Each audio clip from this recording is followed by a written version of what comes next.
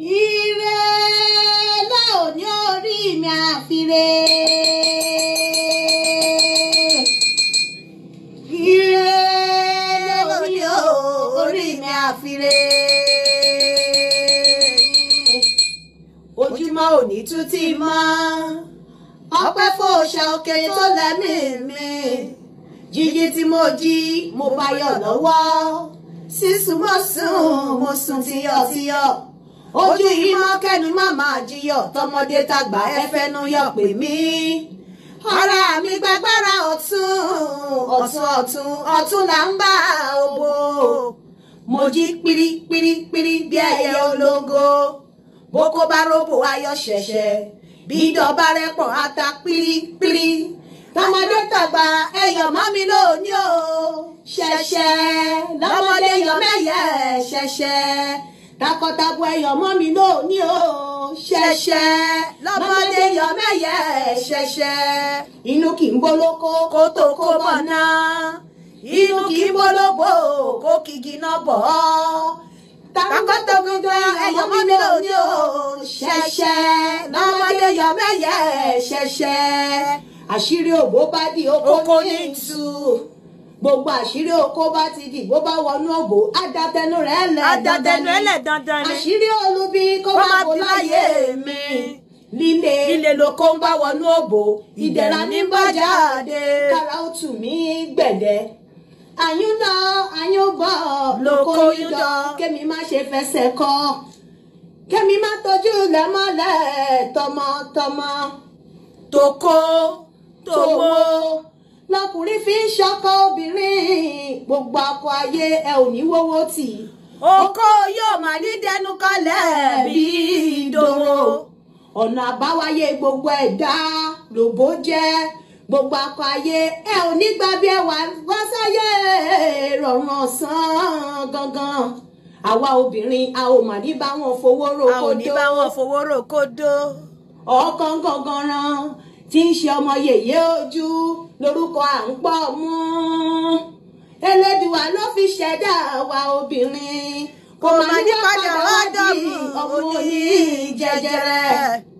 Ẹ má pé kó ṣẹ o. Ẹ má pé kó ṣẹ. Ṣíṣẹ́ ní tèlákọ̀ṣẹ́. Òòjọ́ lóró iná múgi. Òòjọ́ lóró ìtàn múlẹ̀. Ọ̀pá arókì má rókù. Ẹ máa pé kó ṣẹ. Ẹ máa pé kó ṣẹ àṣẹ.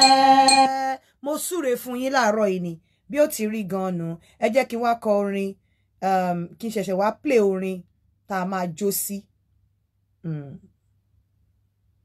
Bọ́nà. Kí ló dé orin mi dà? Orin tó rí lè wù mí lénìí. Ukarema lala o.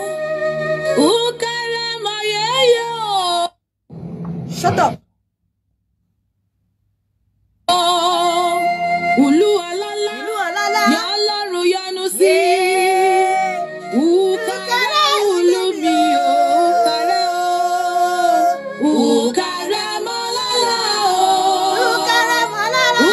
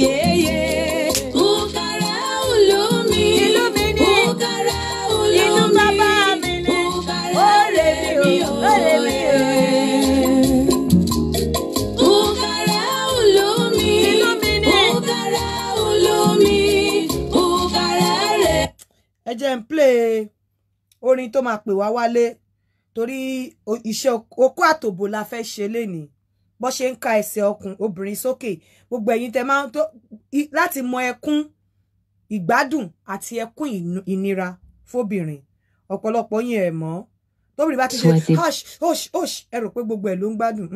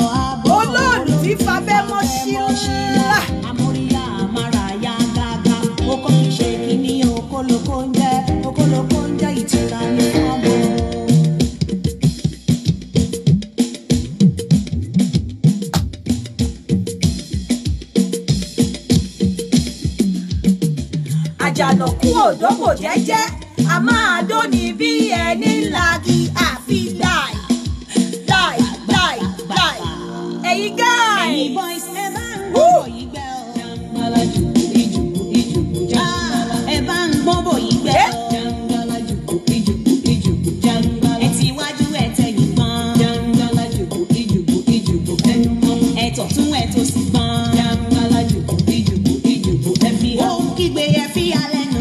jàǹgbàlà jùkú ìjùkú ìjùkú ẹ gbà sí. ẹ̀gbọ́n ẹ má jẹ́ kí kan rí oúnjẹ. jàǹgbàlà jùkú ìjùkú ìjùkú ẹ fi sí.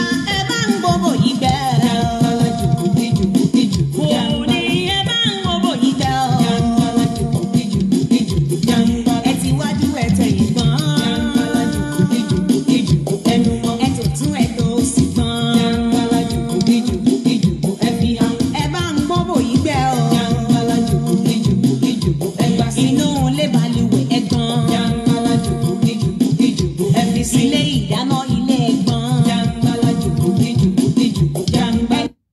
Jess wanted to start a business. Ó ti tán. Ẹ ká sọ ẹ kú dédé wòyí. Akọ́dá ayé aṣẹ̀dá ọ̀run Ìbàrẹ̀ ni mo ṣe o. Ẹjọ́ ojú mi ṣe. Ṣé dáadáa ni mo bá yín. Mo ní news kan tí mo fẹ́ break I for do this topic at night. Ṣé pé kókó má bá máa lé lọ́sàn gangan ẹ jẹ́ iṣẹ́ mi ní ráyè lálẹ́ nígbà mi kì í fẹ́ mo fẹ́ ní time fún kiri mi but mo máa fún àwọn èèyàn ní just 10 minutes láti pè wọlé. Now I have a news to break and I want to know how you people will feel about this news.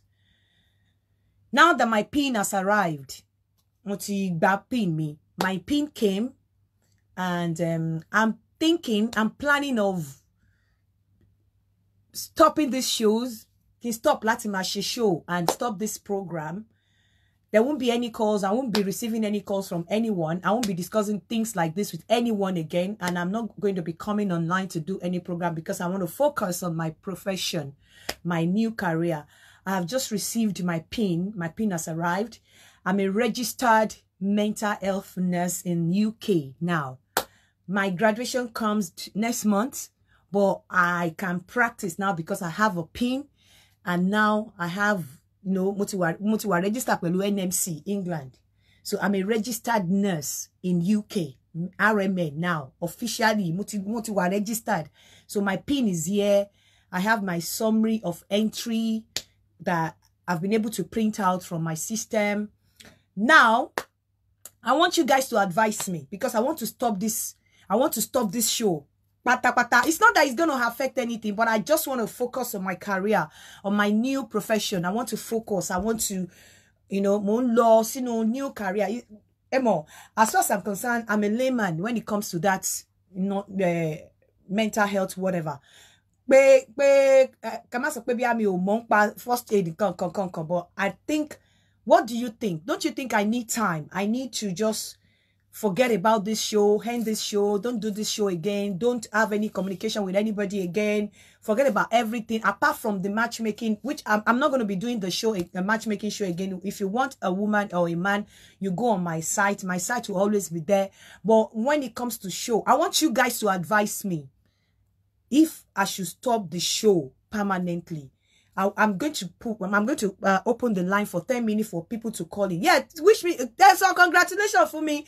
My PIN has arrived. I'm now a registered mental health nurse in UK. So I'm a new nurse in town.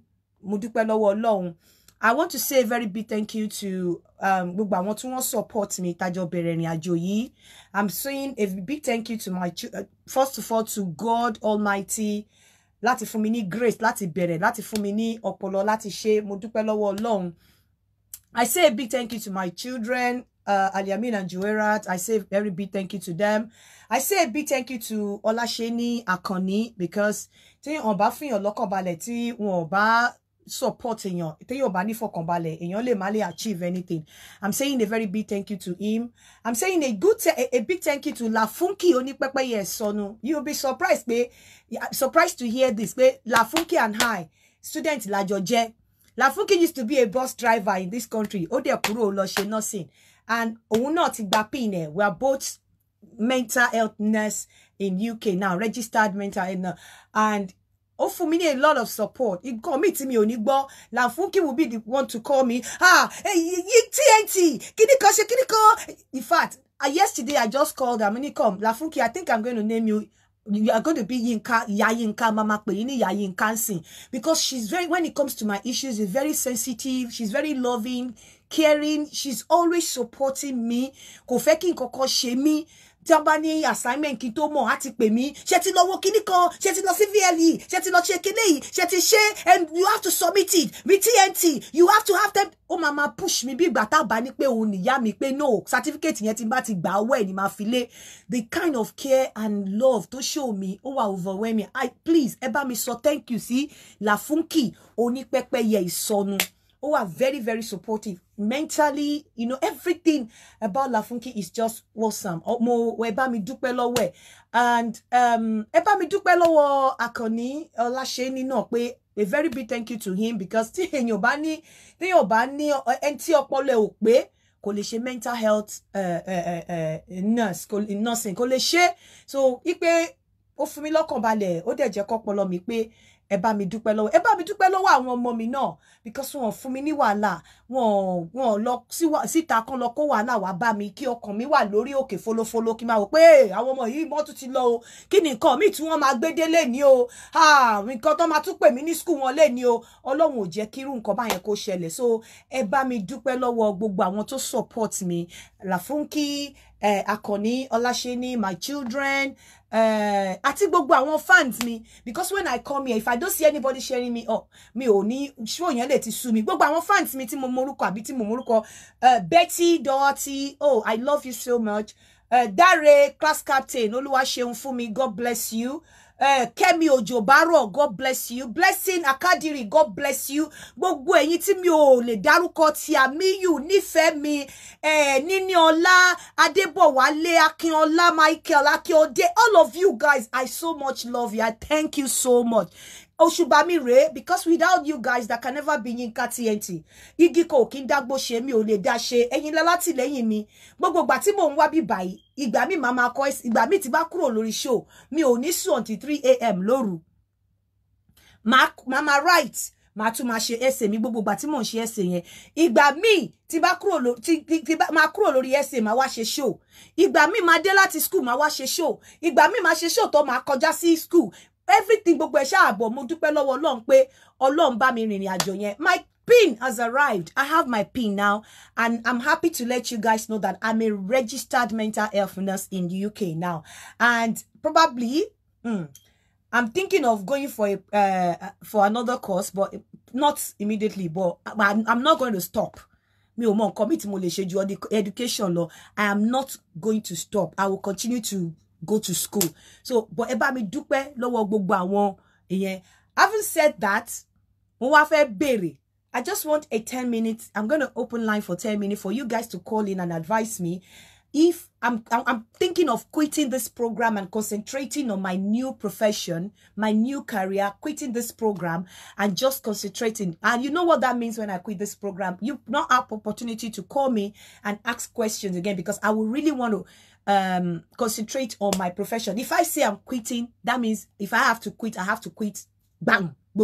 At course and everything apart from the dating site which people you're free to go on and register and meet your partners there but every other thing I'm not going to be talking about these things again I'm not going to be doing all these pre-recorded shows again I really want to just go and concentrate on my new project, my new career, my new profession. I want to seek your advice. I want to seek your opinion. I want you people to talk to me. Say out your mind. How do you feel about my decision or the decision I'm trying to make?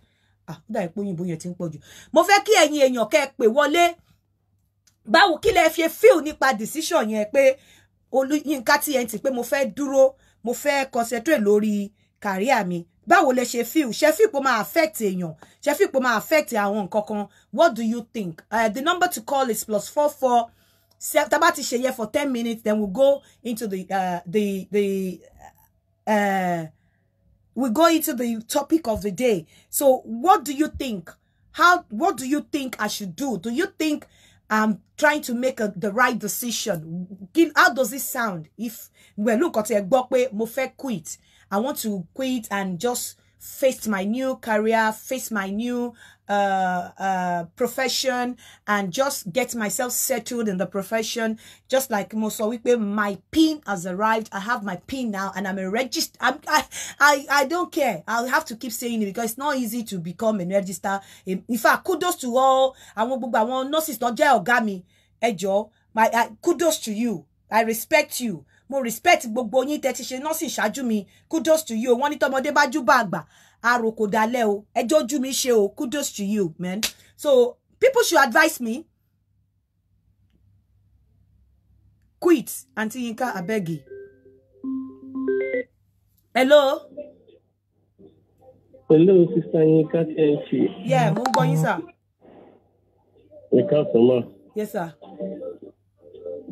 You have been a blessing for millions of Nigerians with this your program. Mainly for the people that like the reality of life, not the people that like fake life. Okay. You have been a mother to millions. And I congratulate you on your new achievement. Thank you. In fact, I'm happy for you. God will continue to bless you. What do you think? Do you think I should quit the show? Sister Nika, quitting this show is like leaving a lot of Nigerians in dark. Oh, wow. I think you might reduce the time and the period you used to do your show so that you have time for your new career. But I don't think you should quit totally. Quitting is like leaving us at the middle of an ocean. Wow. Because your program has an impact, serious impact in many people's lives. Leaving it now, wow. A lot of us are learning a lot of things on your program. Where do you want to leave us? God bless you, sir. Hello, what do you think? Do you think Yinka TNT should quit this show and focus on the new career? No, ma, quit. Hello, ma, Emma quit. Emma quit. I'm quit.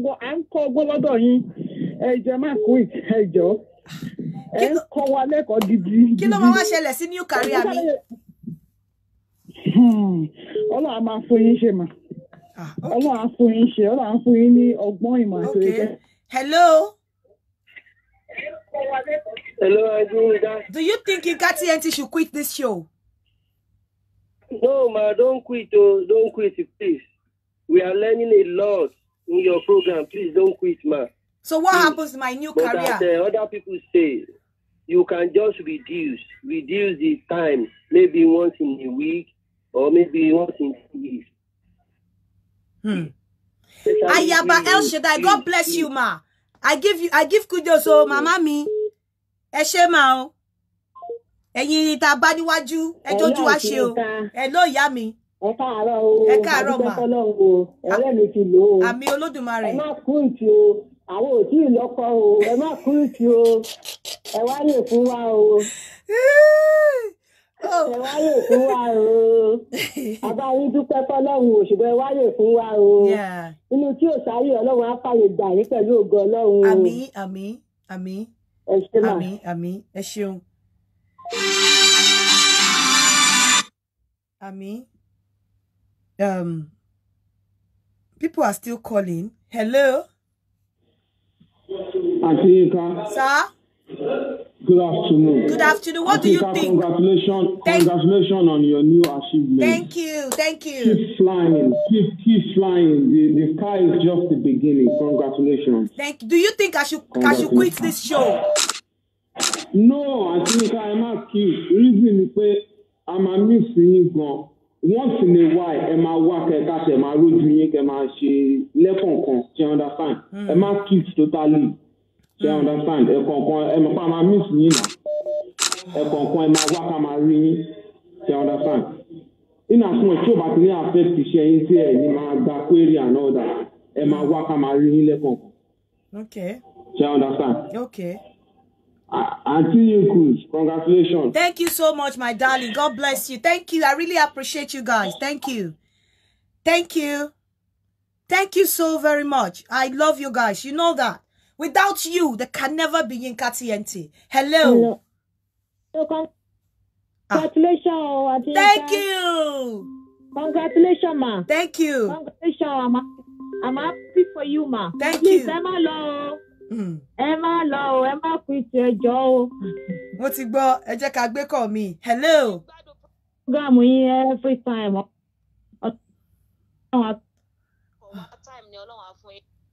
Hami? Hello? Oh my God. Call yẹn fẹ́ pa mí. Hello? Congratulations. Thank you. Thank you. Hello, ma. Mo gbọ́ yín, thank you. Congratulations to you. Thank you. Hello. Ẹ kú oríire o. Thank you. Hello. Àǹtí Yinka ẹ̀jẹ̀ má quit, ẹ má pa wá o. Thank Ẹjọ́ you. torí Ọlọ́run ẹ máa wá time fún wa ní ma. Thank you. I'm busy. That's why I'm not picking that call. I'm busy. Thank you. Please. Hello? Hello? Hello, sir. Hello, ma. Yeah? Ma. Yes, sir.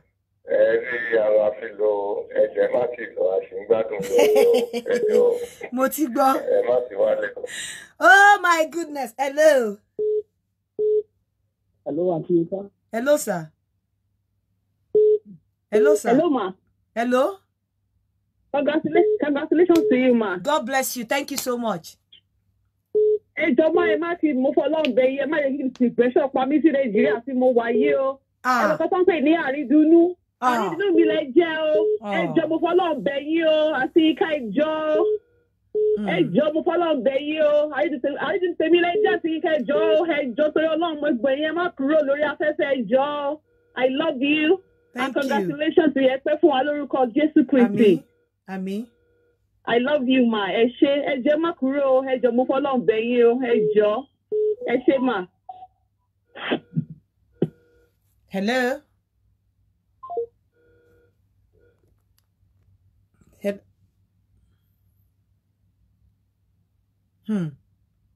Oh, go.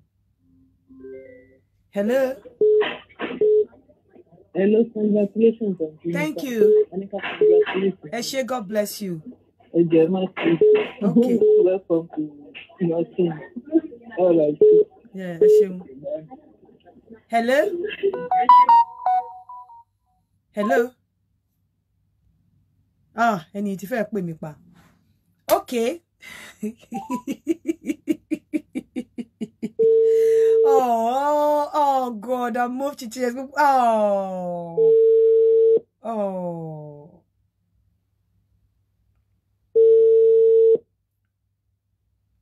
Hello? Hello, my sister. Oh God. Congratulations. Ẹ ṣé. Ẹ kú oríire.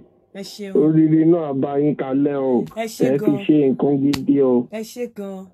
Nípàdé lénìí o. Àmín o. Nípàdé alákòóbá, ọba àdàbà kò ní ṣáyín lẹ́sẹ̀. Àmín o. What do you think about quitting o? It's all about your time management skills. Yeah. You know, that's what you need to look towards because tabawo dada, there are ways you can do it. That made you need perfect around, but koko nile. But to be yeah.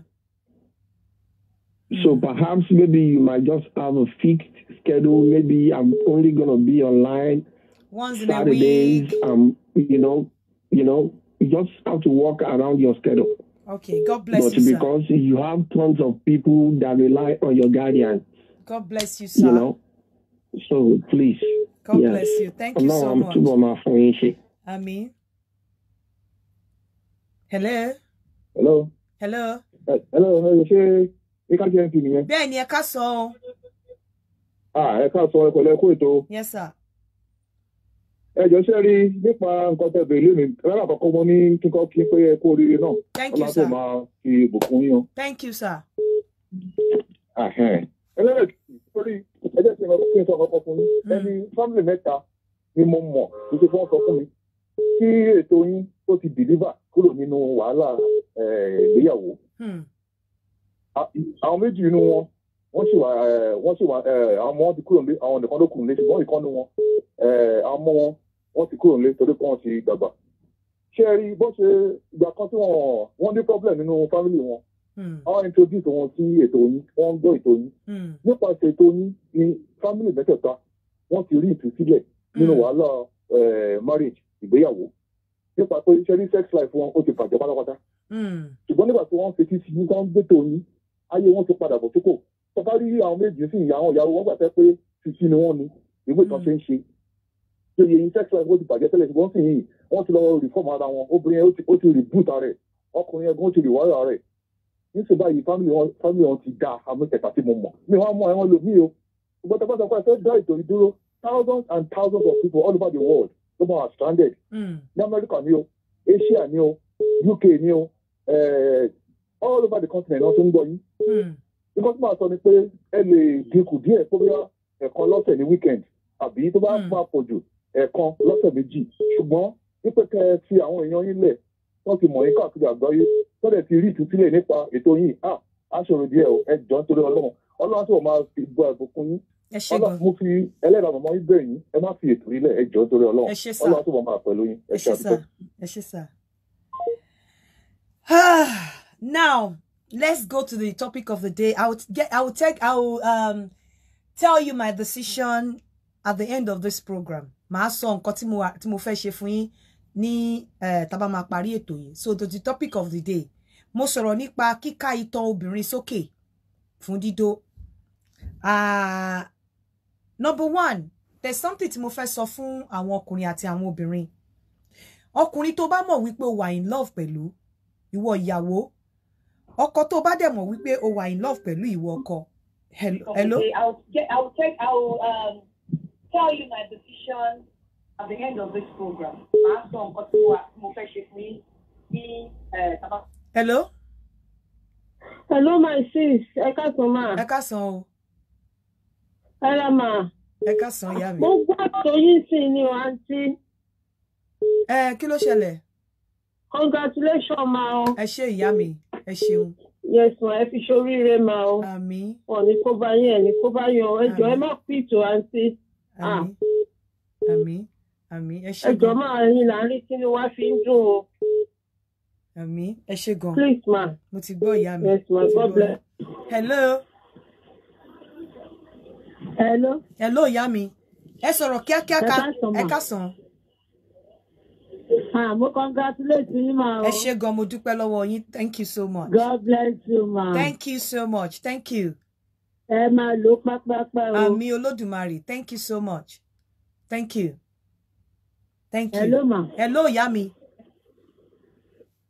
Yes ma, ẹ káàsán ma. Mo ń gbọ́ yín. Ẹ ní ẹ kú oríire o. Ẹ ṣé ìyá mi. Ẹ kú oríire ma. Ẹ ṣeun, ẹ ṣeun. Ẹ máa lò pápápá o. Àmín. Àmín. Ètò yìí yóò gbọ́ ọ̀pọ̀lọpọ̀ kan la o. Ẹ jọ̀ọ́, bóyá bí ẹ̀kan láàrin ọ̀sẹ̀ méjì, ẹ máa ṣe ẹ̀jọ̀ ẹ má kú ìṣó. Okay. Ẹ ṣeun. Ẹ̀jọ̀ Ọlọ́run á dìde yín mú lé yóò ní dàrú o. Ọ̀pọ̀lọpọ̀ ilé ilẹ̀ ti tún ṣe ọ̀pọ̀lọpọ̀ ayé lẹ̀. Ẹ ṣeun. Hello. Hello Àtìmíkà. Hello ìyá mi. Ẹ kú iṣẹ́ o, congratulations o. Thank you so much. Thank you ma. Ayọ̀ lẹ máa rí o. Àmín. Àmín. Ẹjọ́ ẹ má ti kú tí o. Bọ́lájí Dáìró ló ń sọ̀rọ̀ láti Indianapolis. Ẹ má kú tí o torí yín náà ṣe fẹ́ dá mi dúró níbi iṣẹ́ níjọ́ kan o. Ẹjọ́ ẹ má kú tí o. Ẹjọ́ o, Bọ́lájí Dáìró ló sọ̀rọ̀ ẹ má kú tí o. Yes sir, yes ma. Ẹ ṣé gan, ẹ má jọ dá yín dúró níbi iṣẹ́ o, ẹjọ́ o. Oh my goodness, mo dẹ̀ fẹ́ continue pẹ̀lú show èmi o. Hello. Hello.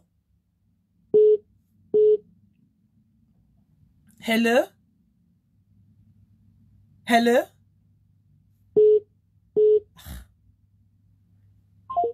Hello. Hello ma. Hello. Ẹ káàárọ̀ ma, congratulations o. Thank you so much. Ẹ ṣé gan. Hello. Hello. Anyway, màá sọ decision mi after this show. Now, ìwọ obìnrin. Oh. Ẹ jọ̀ọ́ ẹ jẹ́ ká ṣe show. Ẹ jẹ́ ká ṣe show ni. Ẹ jẹ́ ká ṣe show. Ẹ jẹ́ ká ṣe show. Hello ìyá mi. Hello. Hello. Hello, hello. Hello. Hello ìyá mi. Congratulations. Thank you. Thank you. Thank you. Congratulations. I'm happy for you. Thank you. Thank you. I would just suggest that any day you are off shift, you're off duty. Àwọn ọjọ́ tẹ́ bá lọ síbi iṣẹ́. Okay. Hello. Hello ma, congratulations on your new achievement. Thank you, sir.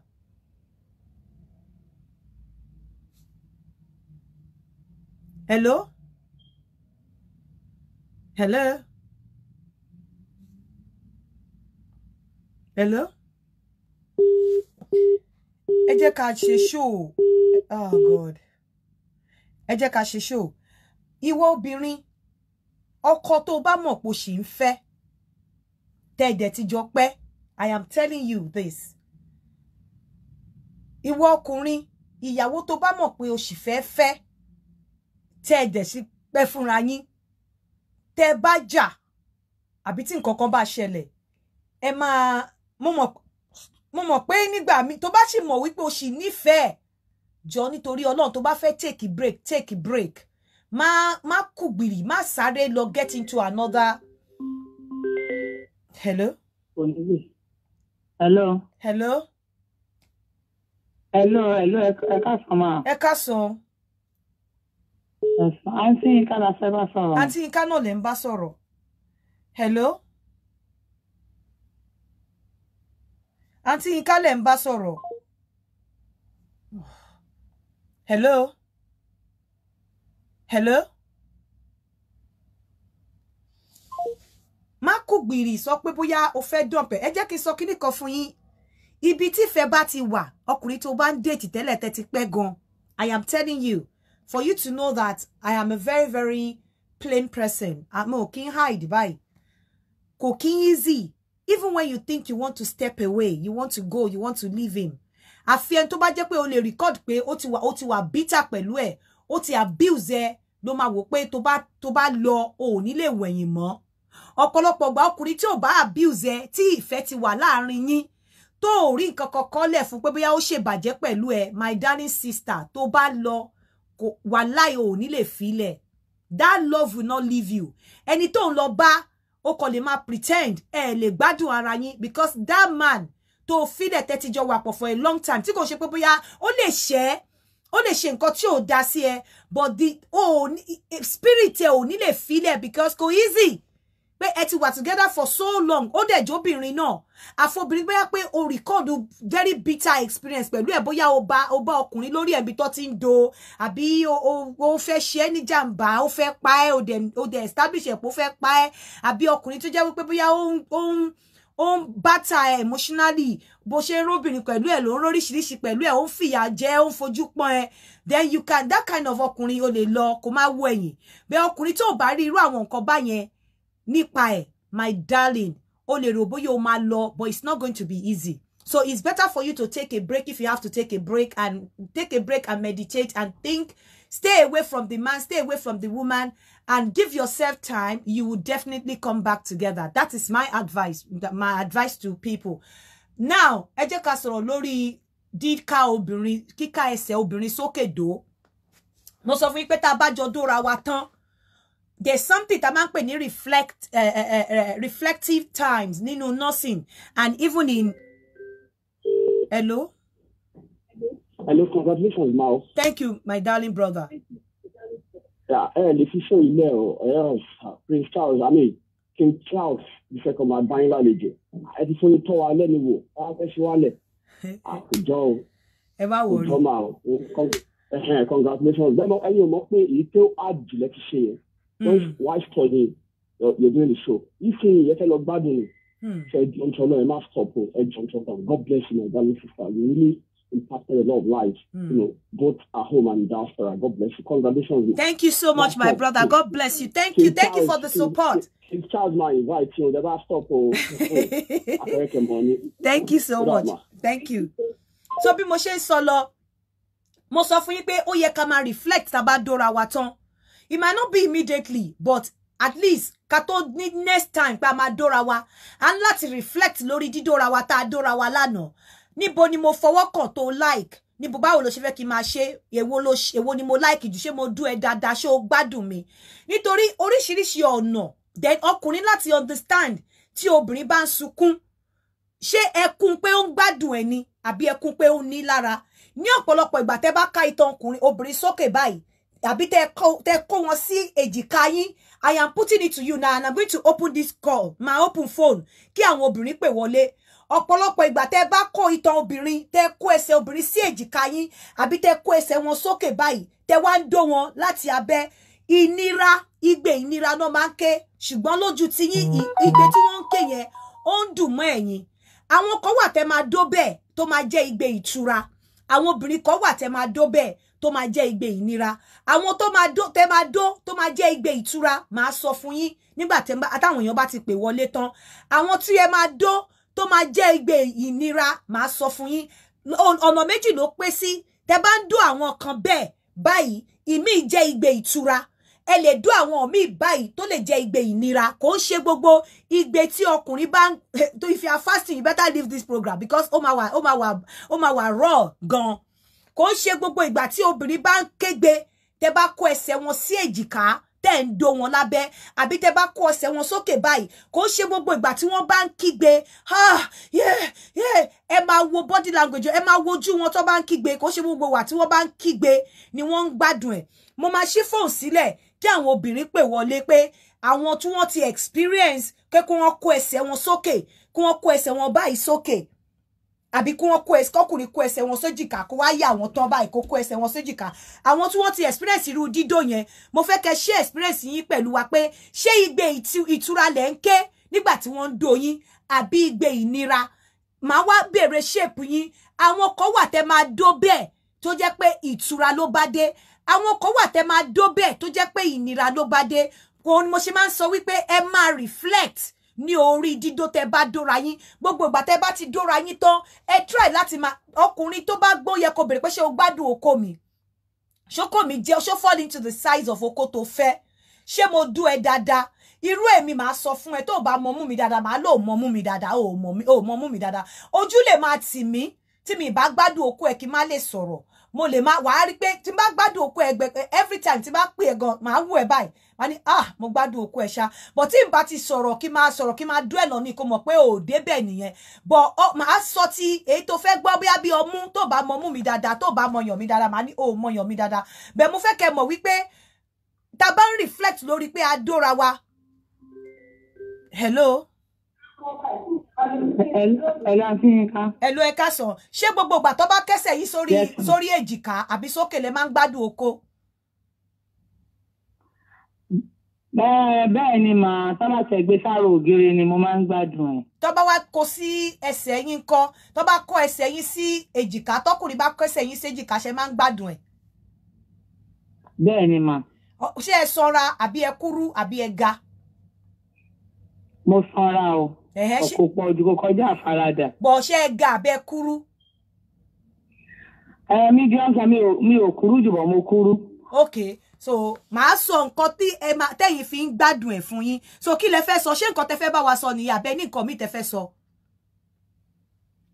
Mo ní nǹkan mi tí mo fẹ́ sọ yí pé mo ní ìdí èèyàn kan ni but Nàìjíríà lèmi.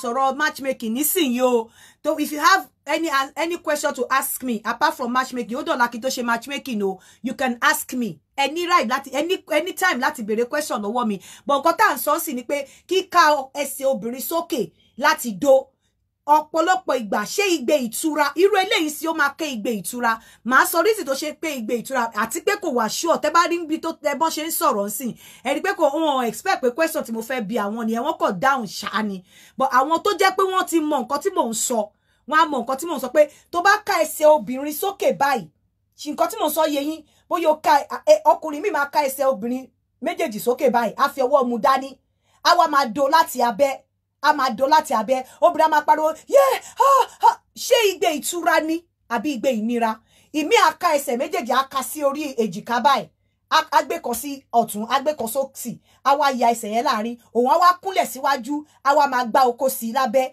ṣé igbe ìtura ni àbí igbe ìnira obìnrin lè máa ké ṣé orí ojú ẹ̀ ṣé o mọ̀ pé ó tù lára irú èmi tí ò bá tírù yẹn ò bá tù mí lára mo máa yẹ̀dí ni máa yára mi ni pé no wàá ti mọ̀ pé mi ò fẹ́ star yẹn bẹ́ẹ̀ ọ̀pọ̀lọpọ̀ àwọn obìnrin wọn ò kí ní àti wọn ò kí lè ṣe wọn ò kí ní confidence láti lè yẹ̀dí bóyá ẹ̀rù máa ń bà wọ́n ni pé tí bá jẹ́ kí n fún bó ṣe fẹ́ o kó má lọ jẹ́ pé nǹkan tó ń fún níta nìyẹn o wọ́n á dẹ̀ máa rí nira wọ́n dẹ̀ ti mọ̀ pé táwọn bá ṣe ọkùnrin máa gbádùn ẹ̀ but àwọn gọ́gọ́ tí wọ́n ń dó wọn ò gbádùn style yẹn reason tí wọn ò ṣe gbádùn style yẹn tí àwọn èèyàn bá ti pè wọlé tó bá ti sọ experience wọn reason tá ṣe ń ṣe léyìí ni pé ẹ̀yin ọkùnrin tẹ́ wà nílé tẹ́ máa ń gbádùn láti máa dó obìnrin ní style yẹn tó dẹ̀ jẹ́ wípé ẹ̀yin máa ń gbádùn ẹ̀ ṣùgbọ́n obìnrin ò gbádùn ẹ̀ ṣùgbọ́n wọn ò ní lè sọ fún yín wọn ò dẹ̀ ní lè sọ wípé àwọn ò ní lè gbádùn wọn ò ní lè ṣú ẹ̀ fún yín torí pé ẹ̀rù máa bà wọ́n pé bóyá in tí àwọn àlè yín fi ń kẹ́yìn níta nìyẹn ẹ̀rù máa bà wọ́n bóyá ní gbádùn òbò àwọn bọ́ àwọn ò gbádùn ẹ̀ kò sí adùn kò sí ìdùnnú nínú okó tá a bá jọ ń dóra wa tí ọkùnrin ò bá gbádùn ẹ̀ àti obìnrin ò dẹ̀ gbádùn ẹ̀ tó kẹ́pọ̀ ọkùnrin nìkan ló ń gbádùn ẹ̀ a mọ̀ wípé ní ọ̀pọ̀lọpọ̀ ìgbà the first time obìnrin lè má gbádùn ẹ̀ torí pé ó máa ń take obìnrin ní longer time láti come ju ọkùnrin lọ ọkùnrin will take between 3 and 7 minutes but obìnrin máa ń take bí 15 minutes so that's why we have refractory period that's why we have resolution period so tí ẹ bá gbádùn ẹ̀ tó jẹ́ pé the same style tóbìnrin dẹ̀ ń pariwo yóò ẹ ti máa mọ̀ pé ẹ ti máa rò pé style yẹn nìkan ló gbádùn and most of the time ẹ̀yin ń gbádùn ẹ̀ ẹ̀yin á fẹ́ wá máa do bẹ́ẹ̀ whereas kò gbádùn ẹ̀ nítorí ẹ̀ mo ṣe máa ṣí line sílẹ̀ that style is sometimes painful. You know why it's painful to you? Hello? Hello, Aunty Yinka. Ma? Okodu ló ń sọ̀rọ̀. Okay. Ṣé máa ń gbádùn style kọ́kọ́ ẹ? Èmi ò tiẹ̀ gbádùn kọ́kùnrin máa ka ẹsẹ̀ mi sókè. Àwọn ni mo hate jù. Báwo lẹ ṣe máa fi ṣe kọ́ ka séjìká àbí kọ́ ka sókè? Tó bá ṣe fún yín, báwo lẹ ṣe máa fi? Mi ìfẹ́ kankan nínú méjèèjì tí n bá ṣe látẹ̀yìn. Màá ṣe pé kọ́kùnrin cross ẹsẹ̀ mi bí ká ṣe bí scissor style. Kẹ́sẹ̀ kan wà lókè kí kan wà lọ́tọ̀. Ìyẹn mo gbádùn jù. Kọ́kùnrin máa kí yẹn máa wá kan orí idán yẹn báyìí. Kọ́kùnrin máa fi ẹ̀ka ẹsẹ̀ mi sókè yẹn mo hate ẹ̀ jù. Mo hate ẹ̀ mi ìgbà tiẹ̀. Kì í jẹ́ kí flesh yẹn kí awọ yẹn kó kan ara wọn kó wọ ẹnu lọ. Mi tiẹ̀ láìkẹ̀ bọ̀ táwọn yẹn máa kan ara wọn lórí idán yẹn ìyẹn gangan lójú bẹ̀. Bọ̀ ṣé wọ́n ti ṣe fún yín rí? Báwo lẹ ṣe feel? Wọ́n ti do yín láti pé wọ́n ká ẹsẹ̀ yín sí orí èjìká rí? Báwo lẹ ṣe feel? Ọkọ mi máa ń ṣe bọ̀ nígbà tó rí pé mi like ẹ̀ ó stop ẹ̀. Kí ni reason tẹ́yìn ò ṣe ẹ ga abẹ́ kúrú kí ni reason tẹ́ ṣe like ẹ̀? Mo kàn ga díẹ̀ ní tí mi ṣe like ẹ̀ ni pé mi rí gbádùn bẹ́ẹ̀ lọ́dọ̀ tèmi ni o ó máa ń wọ inú mi lọ lọ́hùn. Tó bá ti wá wọnú yẹn mi kì í feel ẹ̀ tọkùnrin tó bá jákì ni. But tí flesh yẹn bá kan tí ó yẹn bá kan. How tall are you? Èmi 6 lèmi ṣe ga tó mi ṣe how tall are you? Tẹ́ bá sọ pé ga bí àbí 5'8". Mo fẹ́ ga tó yín díẹ̀. Of course. Mo fẹ́ ga tó yín díẹ̀. Okay. No, now I know why you will not like it. Mo dẹ̀ lómi lára níwọ̀nba. Okay. Mi sanra mo kàn kí lára díẹ̀ ni. Okay. So style wo lẹ wá like jù tẹ́ ń gbádùn tẹ́ gẹ́gẹ́ bí ẹ̀yin style wo lẹ máa ẹni látẹ̀yìn ìjẹ́ ti try láti dó ọkùnrin látòkè ni. Kémi like jù ni pé kémi wà nsàlẹ̀ kọ́kọ́ mi wà lórí mi. Missionary style. Yóò wá yọ ẹsẹ̀ yẹn màá wá yọ ẹsẹ̀ yẹn sẹ́gbẹ̀ẹ́ kan ẹsẹ̀ tí àìkan á wá là mí láàrin á la ẹsẹ̀ mi láàrin. Tẹ́sẹ̀ kan bá ti là mí láàrin yẹn ṣe rí okó yẹn orí ó máa tọ́ọ̀ṣì ibi ìdán mi mọ́ inú ojú ara mi ni. Ìyẹn ni máa feel. Ṣùgbọ́n tó bá ti ní ga ẹsẹ̀ méjèèjì yẹn mi kì í láìkẹ̀. Ṣé ti dó wọn látòkè? Ṣé ti dó wọn látòkè rí? Mo tún máa ń gbádùn tòkè yẹn tí n bá ṣe látòkè fún náà mo máa gbà mí ó máa rí i pé mo máa ju ẹsẹ̀ kan sílẹ̀ màá wá gbé kan sókè. The best yẹn side ni máa ń gbádùn bọ̀ pé kí n jókòó lé yẹn mi kì í gbádùn ẹ̀. Ṣé kó wọn tóbi ni? Ó lẹ́rù lára o. Okay. Ẹ bọ̀ pé tó kó wọn bá tóbi. Ìyẹn náà lórí ọ̀tá mi ṣe fẹ́ yí báyìí toró wà Nàìjíríà. Ẹ mọ́kàn kúrò mi ẹ̀ ṣé wọn pé tó kó wọn bá tóbi ó máa ń dákẹ́ wà látòkè ẹ lè control iye okó tó tẹ máa jókòó lé. Bẹ́ẹ̀ni ẹ̀yin lẹ máa wà yìí control. Bẹ́ẹ̀ni mo ṣe máa ń ṣe spain bá wà látòkè yẹn màá wá dọ̀bálẹ̀ mi kì í jókòó tán ìgbà míì máa ṣe bíi pé mo dọ̀bálẹ̀ mo wá gbé ẹsẹ̀ kan sókè tí okó yẹn bá ti ń kan orí dán mi báyìí iṣẹ́ ń lọ nìyẹn. ṣẹ́yìn ní dán ni. Àmọ́ ní o. Ẹ má jẹ́ kó rí yín yí ẹ fi wọ́n lẹ̀ nǹkan tó da ò sí fẹ́ nìkan bọ́n ṣe síbẹ̀ yẹn ẹ má gbọ́kàn sí tó bá dé padà. mo ti bá yín sọ̀rọ̀ títí lórí wọ́sọ́ọ̀pù mo gba kámú ni mẹ́sẹ́njà kẹ̀dẹ̀rẹ́ ó máa rí mẹ́sẹ́jì mi ó ti ṣe láti Nàìjíríà. Ẹ má bínú ẹ̀mí náà kọ́ ó máa dìjà ni. Ẹ má bínú ẹ má wọrí tí tẹ́mi bá ti ṣe tó fúnra mi máa pè èrò pọ̀ lórí mi ni èmi nìkan ni èrò ọkùnrin tí ò bá understand á fi mi sílẹ̀ torí tí fóònù mi bá ń rìn nígbà míì. Àti Yinka tẹ bá mọ iye àwọn èèyàn tí mo ti pèsè prógráàmù yìí wọ́n ń dúpẹ́ lọ́wọ́ mi tẹ́lẹ̀tẹ́lẹ̀ wọ́n máa ń bú mi ni pé alájà bọ́ nísìnyí wọ́n ń dúpẹ́ lọ́wọ́ mi ni pé ọpẹ́lọpẹ́ mi because àìmọye nǹkan ni mo máa ń bá wọn sọ pé kó máa wo prógráàmù yìí ẹnìkan sì gba nọ́mbà lọ́wọ́ mi lánàá pé kí n fún un ní tó bá máa fún mi ní notification kí n jẹ́ kóun mọ̀ inú ẹ̀ ń dùn ni mo ní ṣe tán bá ẹ má bínú gbogbo ẹni tẹ bá ń pè mí tí mi ò bá dáhùn ẹni opportunity láti béèrè question lọ́wọ́ mi ẹ má bínú wàhálà yẹn ti pọ̀jù nígbà mi ó máa ń bọ́ sí kanra fún mi ìgbà mi tẹ́lòmí bá pè mo máa kanra dẹ́ntẹ́ bá ti pè mí èmi ni mo gbé call ẹnìkan ò kí ń gbé call mi ẹ má máa ní ṣáà Àǹtí Yinka nìyẹn nọ́mbà Àǹtí Yinka lẹ pè. èmi send first record ní ẹ̀dẹ̀ máa ń kà ẹ̀ ní sọ̀rọ̀. ẹ má bínú ìyá mi ẹ mọ iye voice note tí mò ń receive lójúmọ́ ẹ ṣáà ṣàánú mi ẹ fi mí yọ Olódùmarè. mo understand.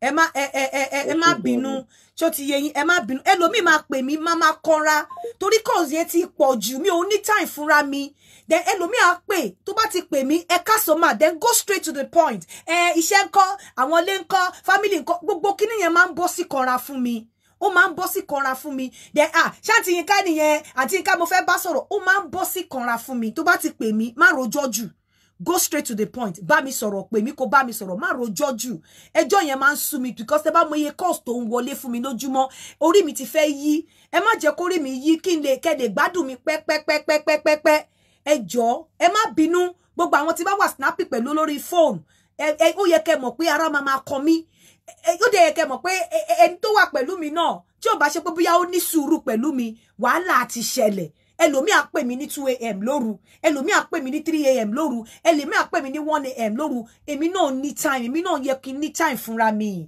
ẹ̀hún náà mo ṣe ní ṣé kí n quit sí ẹni kí n má quit so ẹjọ́ nítorí Ọlọ́run ẹ ní understanding pẹ̀lú mi ẹ jẹ́ ká wà professional a bit ọ̀rọ̀ okú àti àtòbò là ń ṣe lóòótọ́ but with a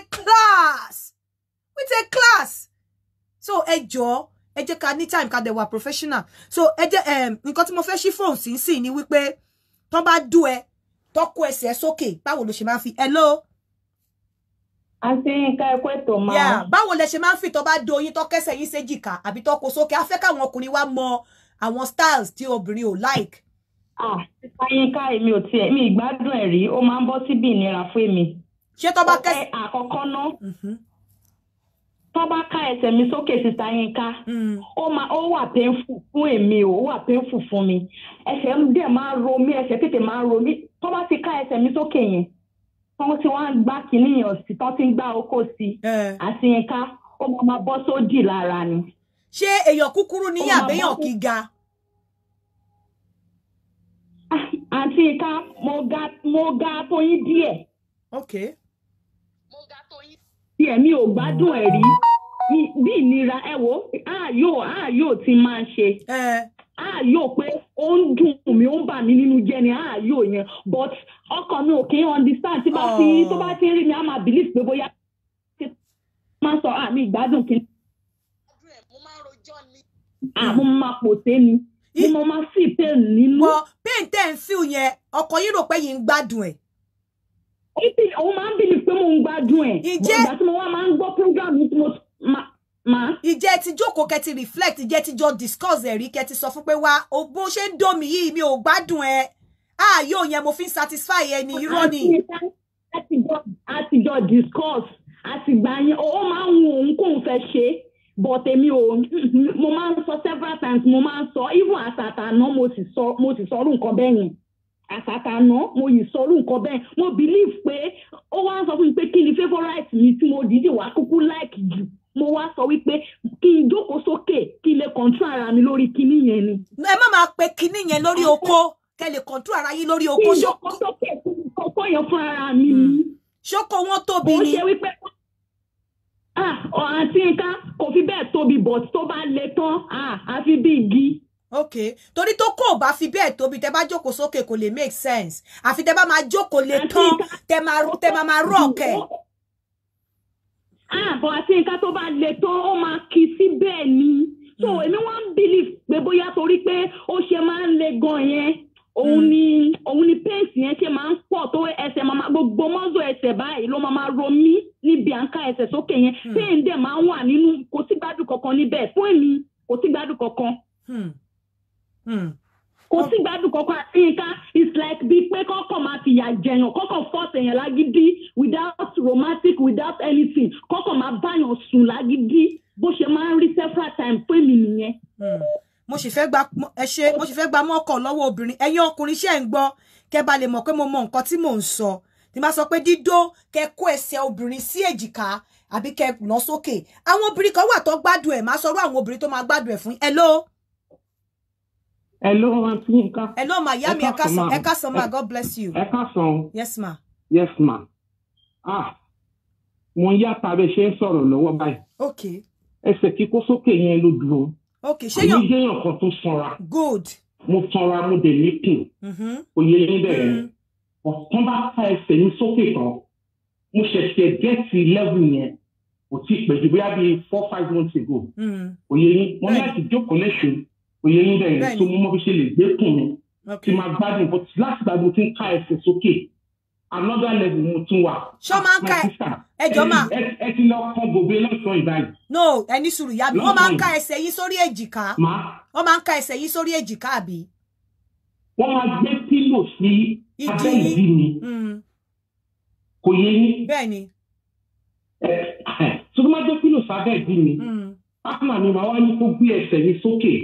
Kó ka sókè máa wá fi ọwọ́ di kíní kó bẹ́ẹ̀dì mi mú. Kò yé yín bẹ́ẹ̀. So that's the only way. Ẹ bọ̀ ṣe bí ẹni sùn ẹ sanra ẹ̀ẹ́dẹ̀ ga jù abẹ́ ga. Mo ga bọ̀ mi ò ga jù. Ṣé ẹ ga tó mi? Mi ò ṣe 6 feet but mo ga. Okay, all right, okay. Bọ̀ ẹ sanra. Mo sanra mo dẹ̀ ní kùn kò yé yín bẹ́ẹ̀. Ọ̀tọ́ máa gbé so ikùn yẹn tó máa gbé pílò yẹn sábẹ́ ìdí mi á ikùn yẹn sókè.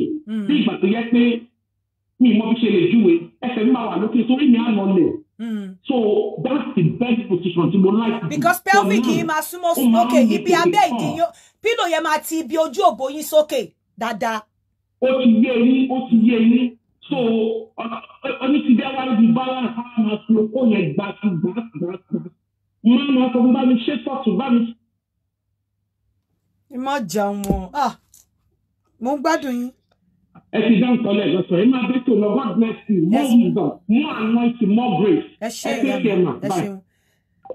The number to call is +44 7404 851234. Mo ò fẹ́ kétò yìí pé ẹ máa tẹ́ bá ń gbọ́ gbogbo àwọn tó ń pè wọlé tí wọ́n láwọn ò láìkí ẹsẹ̀ kó ká sókè ẹ rí i pé wọ́n ní àwọn ga tó mi tí wọ́n bá ga tó mi the extended pé kó má lára tó mi àwọn tí wọ́n ń pè wọlé tó wá láìkí ẹsẹ̀ kíká sókè wọ́n ní àwọn sanra àwọn níkùn àwọn ò ga tó mi so ó ní mo ṣe sọ pé àwọn kan wà ṣe mọ̀ pé mo sọ mo ní àwọn kan wà tí wọ́n máa láìkí ẹsẹ̀ kíká sókè àwọn kan wà tí wọn ò ní láìkí ẹsẹ̀ kíká sókè àwọn kan wà tí jẹ́ pé ẹsẹ̀ kíká sókè yẹn tó bá pé yé yá yó ó dùn wọ́n ní inú ìnira náà wà àwọn kan wà tó jẹ́ pé ẹsẹ̀ kíká sókè yẹn tí wọ́n bá ń pariwo tí bó ṣe máa kàrámọ̀ gan ẹ máa mọ̀ pé wọ́n ń gbádùn ẹ̀ máa sọ reason fún yín máa sọ reason fún yín but mo fẹ́ kí àwọn èèyàn kí more people kí wọ́n pè wọlé náà the number to call is +447404851234 máa yìí ti pè ẹ jẹ́ kí n pè wọ́n padà tí wọ́n máa bínú sí mi sí wọ́n á ní mi ò ń gbé call àwọn kò dẹ̀ rí bẹ́ẹ̀.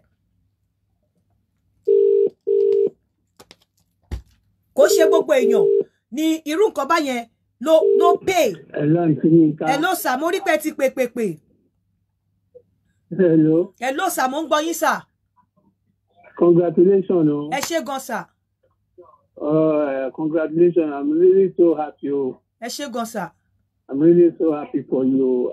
Nǹkan tẹ́mi kàn máa sọ níbẹ̀ ni wípé ìgbà tẹ́ tí tọ́lọ́run ti fún yín lancet iṣẹ́ yín ẹ̀ẹ́dẹ̀ ní fi lọ sẹ́gbẹ́ ẹ̀wọ̀n lágbára Ọlọ́run. Àmín Olódùmarè. Ọlọ́run ọba á dẹ̀ dúró tì yín. Gbogbo bẹ́ẹ̀ ṣe ń ṣàánú èèyàn tẹ́ tí ń wà ní fáwọn èèyàn. Èyí náà bá ojúre àti àná Ọlọ́run pàdé níbi iṣẹ́ yín gangan tẹ̀sẹ̀ ìdáwọ́lé ní agbára Ọlọ́run. Nǹkan ìmọ̀ràn tẹ́mi kan máa gbà yín ní pé ẹ̀lú ṣẹ̀ ń gbọ́ mi. Mo ń gbọ́ yín. Ìmọ̀ràn tẹ́mi kan máa gbà yín ní pé ìgbà tí ẹ bá ráyè ẹ má lè fi kíní yìí sílẹ̀ ìgbà tẹ bá ráyè bóyá off day yín ni ọ ìgbà tẹ bá ráyè kẹtìrà láti máa come to the show fún àwọn èèyàn láti jẹ àǹfààní yín sí nítorí pé àwọn èèyàn sì ní ìdíyàn. Ẹ ṣé gan. Nǹkan tẹ́mi kan máa sọ nìyẹn. Ẹ ṣeun. Don't bother yourself about Waters Adeniyi. I already blocked him. Don't bother. My man bother nípa ẹ̀ mo ti block it already. When you hate my program, what are you doing here? I blocked him already, so don't bother yourself about Your credit him. Is... I already blocked him, so don't bother yourself. Ẹ má worry, mo ti block ẹ, ó ti kúrò níbẹ̀. So nǹkan tá ń sọ lọ, the number to call is +447404851234. And nǹkan tá ń sọ lọ ni pé kíká ẹsẹ̀ obìnrin sókè, ṣé gbogbo wọn náà nífẹ̀ẹ́ sí? Kíká ẹsẹ̀ ọkùnrin please don't ignore my message. Oh my God. I'm not ignoring anybody's message. You people should understand me. Me only ignore message. At times, mo are tired. Hello?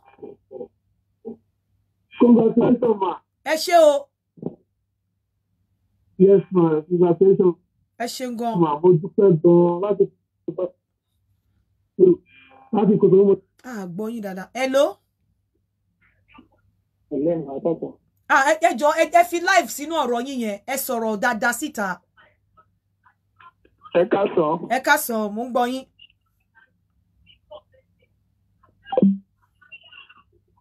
Lórí program ẹ fẹ́ dáhùn sí. À ń gbọ́ yín, ẹ sọ̀rọ̀. Èmi máa ń lẹ̀kẹ́ ọlọ́wọ́ tó.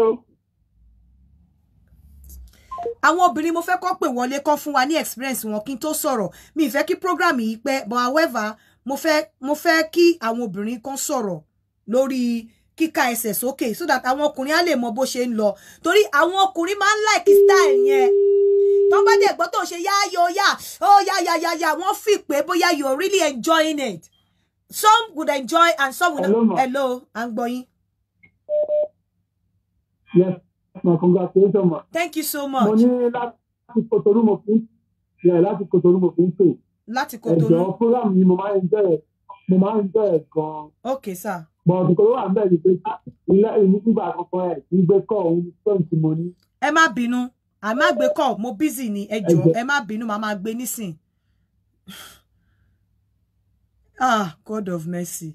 Ẹ ti jẹ́ ń gbádùn program náà tó pẹ̀lú calls. Hello ma, ẹ káàsán ma. Ẹ káàsán o, ṣọ́kùnrin ló ń sọ̀rọ̀ àbóbìnrin. Congratulations ma, ọkùnrin ló ń sọ̀rọ̀ láti oko owó labí láti South Africa ni ma. Mo rí pé láti South Africa ni, ẹ káàsán, ṣàlàáfíà ni. Yes ma, à ń gbádùn program yìí mà ni o. Ẹ ṣeun.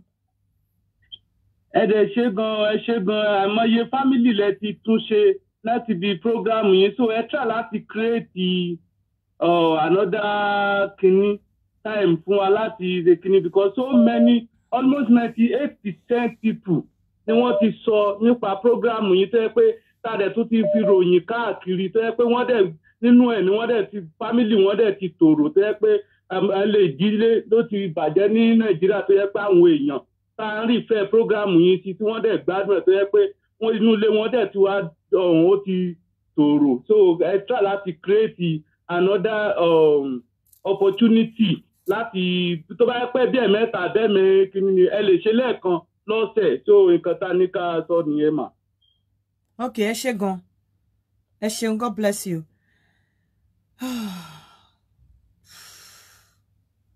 Oh, hello. Hello, Aunty Yinka. Hello. Ẹ fi ṣe ọ. Congratulations. Ẹ ṣé gan. Ẹ ṣeun gan, mo dúpẹ́. Ọlọ́run á túbọ̀ máa dúró tì í. Nǹkan tó mi fẹ́ rí sọ láàrin yẹn ni pé ìbá dára ká ní ẹ ti ní ẹnìkan tẹ́ ti ń bí ìdìbò. Bóyá tóun náà máa mọ̀ nípa ti níyẹn.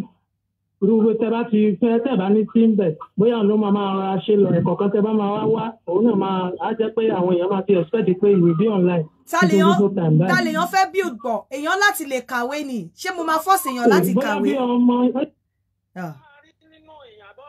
àbọ̀ ọmọ gangan tó lè dàbí ti yín náà, àbí tí mò ń sọ òye yín. So, Ọlọ́run nìkan ló ní gbogbo nǹkan ṣá. Ẹ ṣé sà.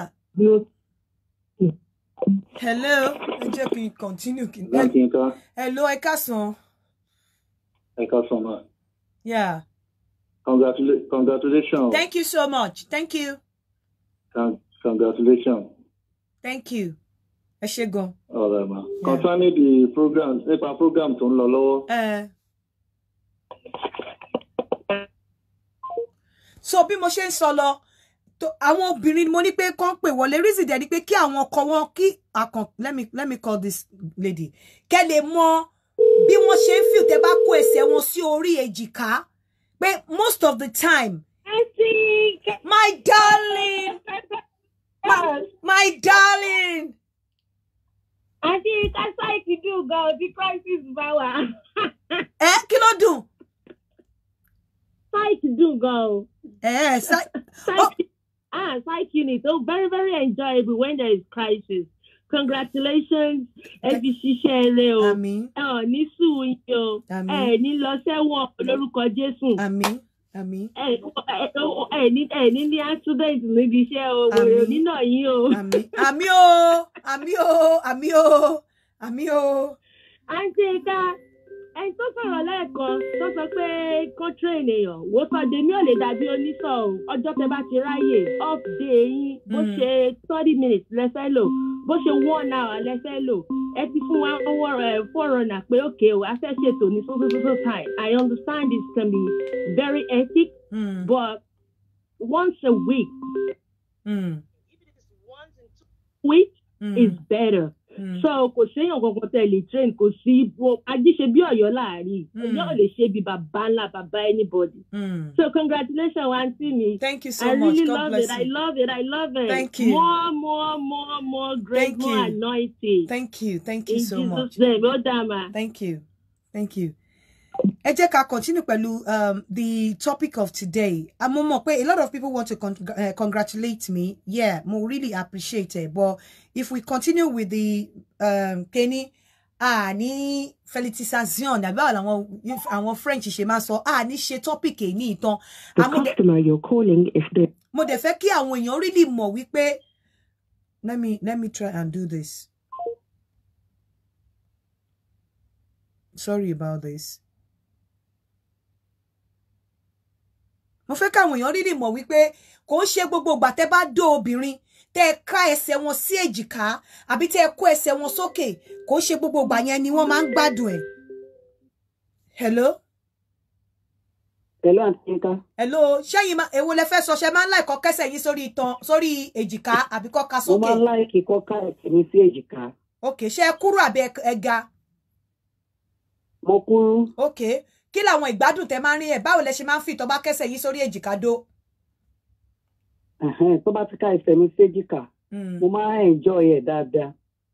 Then secondly ìgbà míì wà tó yẹ pé tó bá fẹ́ mú ẹsẹ̀ yàn ibi kíyàn máa ká ẹsẹ̀ kò yẹn ni mi ò like but tó bá ká ẹsẹ̀ mi sí èjìká mo máa really enjoy ẹ̀ dáadáa. Tó máa wá fọwọ́ kó gbogbo ẹsẹ̀ yín méjèèjì sókè ńkọ́ tó kó wọn sókè tó hàn gẹ̀ sókè. Ó máa wà okay ó máa ń débẹ̀ dáadáa. Okay. Mo máa really enjoy ó máa ń dùn mọ́ mi dáadáa.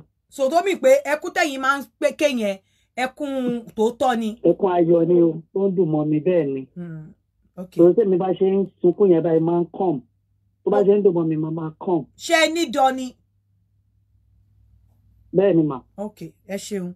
Yeah, thank you, Caris Nimota, Lai Idera. Thank you so much, my darling. God bless you. So nǹkan tí mò ń sọ lọ ni pé kò ṣe gbogbo obìnrin lẹ lè dó ká ẹsẹ̀ wọn sókè. Thank you so much. Thank you. In fact, messages the lobby. Congratulations. Thank you so much. I really appreciate you guys. Thank you.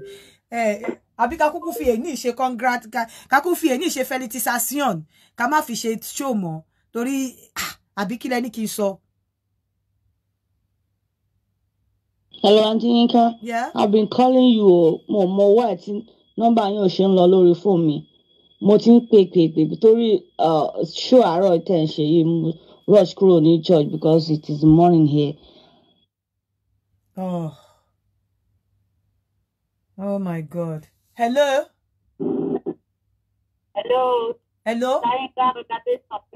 Thank you.